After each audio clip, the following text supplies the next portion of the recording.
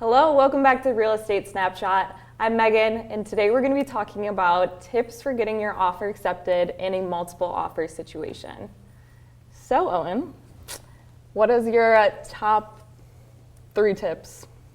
Top 3 tips? Well, there's a lot of them you can go into, but like top 3, you probably appraisal guarantees. A waived appraisal is ideal, but appraisal guarantee. And what is it? Can you explain it for someone that isn't in the buying process or anything like that? So basically you're going to guarantee a certain amount of money, cash, that you have on hand that you can front. And for some reason, if the appraisal comes in below, let's say you offered $350 with a $10,000 appraisal guarantee. If that property appraises for like $345, then you would have to then pay $5,000 saying that you're going to match the sale price or $10,000 off. And that's including your down payment and your closing including costs. down payment. Yep. So that's a big misconception too, is people want to put them but aren't sure because they don't have the funds. Precisely. Exactly. So you need the cash. So it's all extra cash coming to the Exactly. closing table. Definitely. So that's why it's a little harder sometimes to push them, because not a lot of people have the cash. But if you do, Now, best way. For not having cash, do you usually recommend someone do an escalation clause?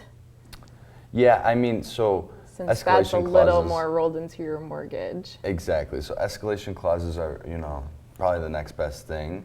I personally don't have a whole lot of experience with them, so if you have any more, Yeah, I can want touch to. on it. So it's basically a clause stating that, hey, I'm willing to outbid the highest bidder in a multiple offer situation by a certain amount of money. And you can always put a cap on it. So you could be like, again, if we bought a house for $350, you could say, hey, I'm willing to beat the highest offer by $1,000, but not to exceed $360. Okay. So of course you have to have proof of the highest offer, but that one's a little nice for people because if you don't have that extra cash, it's nice to be able to, hey, we're still in the game, we can still have a shot, but we just don't have that cash. So on how do you hand. guys essentially explain that to your clients without them getting confused between an appraisal guarantee Yes. and an escalation I'll be clause? honest, I give them a piece of paper and I have all the definitions written out and I explain it verbally, and then of course I'm always here to answer any questions that they have. Because it can definitely get a little tricky between the two. Yeah, it can. So you say it's really important to understand your market and the comps in the area based on you course. being the buying agent. Yeah, because I Exactly. think that's Okay. something to note too is when you're in those multiple offer situations, sometimes you want to jump the gun and be like, well, let's just put our strongest offer and blah, blah, blah. But you have to think about, okay, well, if we're escalating up to this much and we actually get it for $359 or $360, will the house actually appraise? Because if we don't have that appraisal gap guarantee, then that's also, Kind of a wash. hard to back it up because the seller's going to be like, well, I don't think it'll appraise for $360, so why would I ever take your offer? But We just ran into one of those situations recently. Yeah, we did. I'm sure you see that. Yes, all the time. Yeah. All right, back to you. You got another tip? Yeah, so I guess the next tip is, everyone has different needs, and let's say maybe the seller hasn't moved their stuff out yet or anything. If you can offer extra occupancy, that is also a great way to, kind of like throw a bone, if you will. to, Yeah, I would definitely say. get in. I think there's things you can do. If you don't have the extra cash on hand, I say definitely the free occupancy. Sometimes writing a letter to the homeowner is always a great way to just kind of introduce yourself, Yeah. show your appreciation for the home. And then I would say even in inspection contingencies, Yeah. personally, I never recommend anyone to completely waive an inspection. You can. It's just a little risky, but it's nice if you don't have the cash, you could say you would have to have some cash, but you could say, hey, I'm willing to pay for this much of the inspection costs if something Okay. were to come up. So on your side of things, just like a professional opinion, what do you usually tell your clients to offer as an EMD? Because I see them on my side high, I see them low, depending on obviously whether it's a commercial deal, whether it's residential. It's Yeah. always a little bit different. So if people don't know, an EMD is your earnest money deposit. It's basically a good faith money deposit, just saying, hey, I'm serious as a buyer.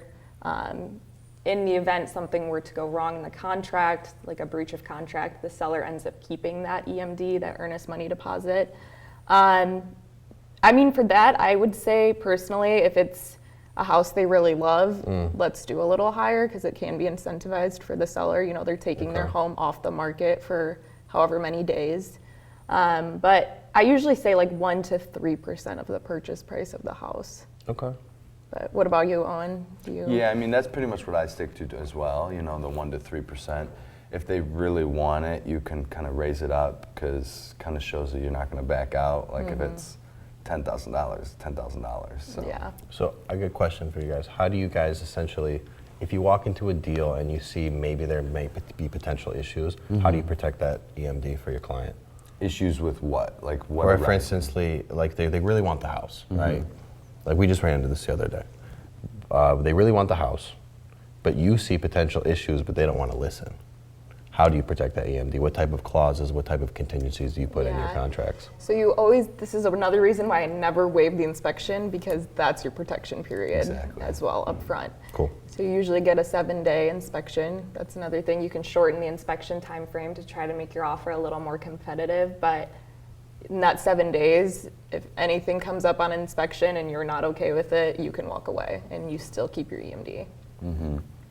And it'll be the smallest stuff too that you can walk away for.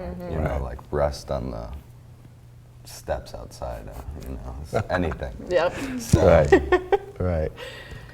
Well, do you have one last comment? I was just gonna say that's, you know, pretty much all that I got for getting your offer accepted. Those are probably the best. Yeah, I would say that's definitely what we're seeing in this market.